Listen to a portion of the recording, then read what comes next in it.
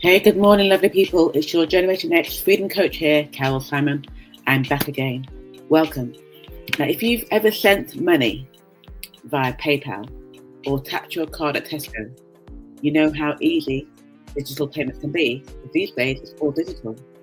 But when we hear about blockchain transactions, sometimes it's like something that switched to your brain and the language just goes to, you forget English. You think it's Klingon or some foreign language. But I help people like you, mostly fellow Generation Xers, build a business around your lifestyle and not the other way around, so you can finally start living with financial freedom on your terms. So welcome today to another of my Tuesday Lives, where I unpack the digital world one bite-sized topic at a time. If you're tuning in live, say hello and let me know where you're tuning from. And if you're watching on the replay, do type #replay so that I can come and say hi to you later. Now drop a hand wave if you've ever been curious about what actually happens when someone sends Bitcoin.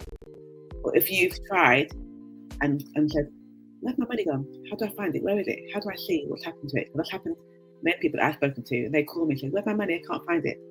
So today, I'm going to simplify this. I'm going to talk about how this actually happens. A blockchain transaction is like sending a digital message that says, Carol is giving Bob 1 Bitcoin. But before Bob gets it, that message needs to be approved by the blockchain network and written into the ledger, the big digital ledger that we spoke about last week. Once you hit send, your transaction goes to what's known as a mempool. That's a fancy word for a waiting room. And then when it's in the waiting room, there are validators or miners that pick it up depending on the type of network. And they check that it's all legitimate, like for example, making sure that I, Carol, actually have the Bitcoin to send to Bob. And once the transaction gets added to a block, the block, once it's confirmed, it gets added to the block, and the block is added to a chain. And lo and behold, Bob now has the Bitcoin. And you don't need a degree in rocket science to actually do it.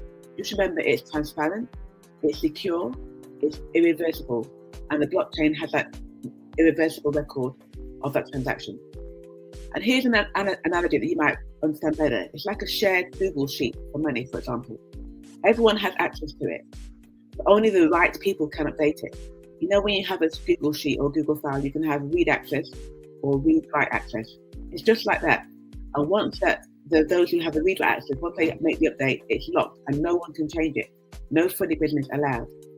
So if that's helped demystifying it a bit, tap a heart emoji and share this with your crypto curious mate who still thinks that Bitcoin is a video game.